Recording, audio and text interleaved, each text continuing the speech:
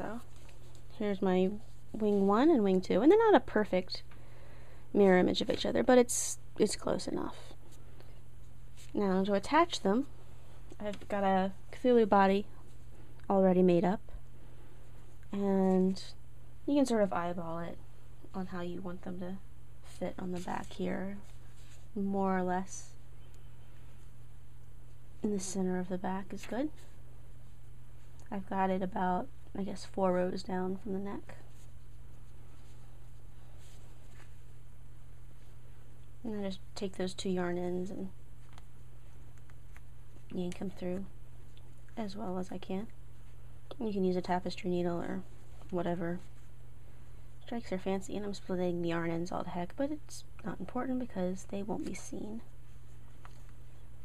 This is just to get them in place. I'm going to go around with a needle and thread once I get my wings where I want them and tack them into place a little better, because right now I could just yank them right out.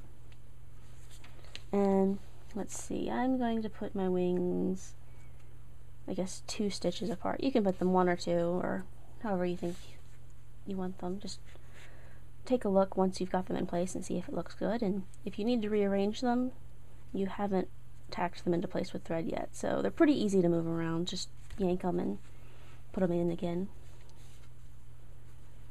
Alright, so pulling them around, that looks more or less centered.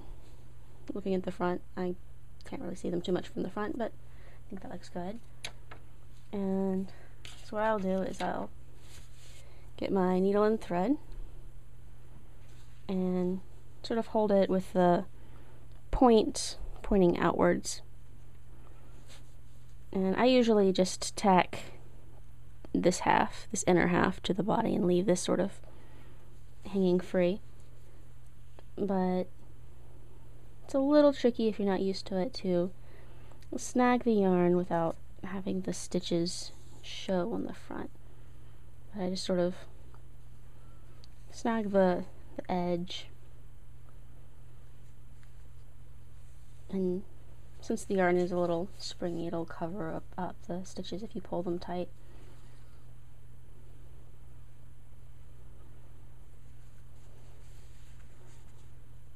And you don't need to stitch it on too strongly unless you really plan to send this guy through some abuse.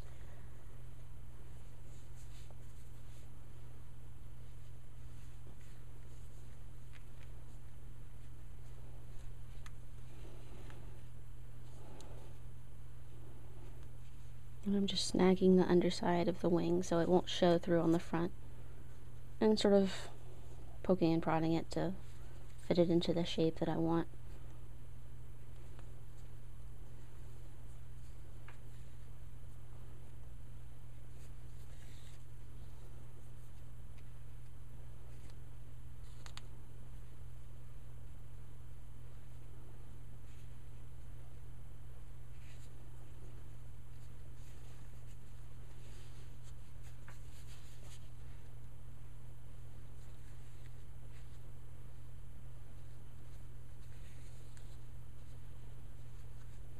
Okay, that looks about right. He's a little bumpy. If you really, really want to hold these wings into whatever shape you've decided you like, you can add a little bit of fray check around the edges, and that'll make it stiff so it'll hold into a flat edge, and you can sort of pull it while it's wet with the fray check to really, really force it to get into whatever shape you want. I'm not going to bother because I think it's good enough.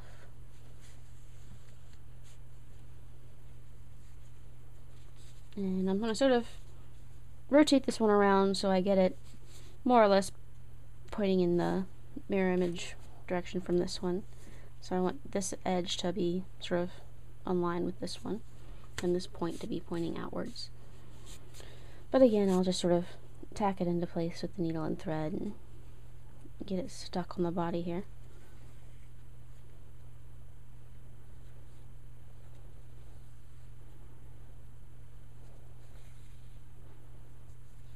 Being careful not to pull the yarn ends in, because I will be cutting those once I get these wings into place.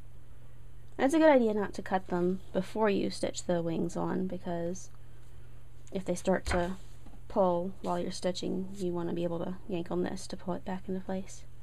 And if you cut your yarn ends, then you really can't do that.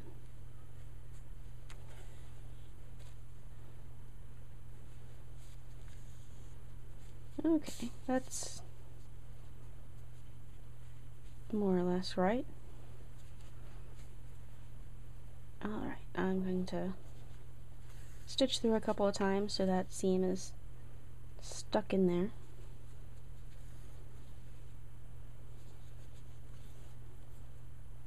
Just to make sure the end won't work its way free if I yank on the wing. And I'm going to cut it flush with the fabric. And now I'll go ahead and cut those yarn ends as well.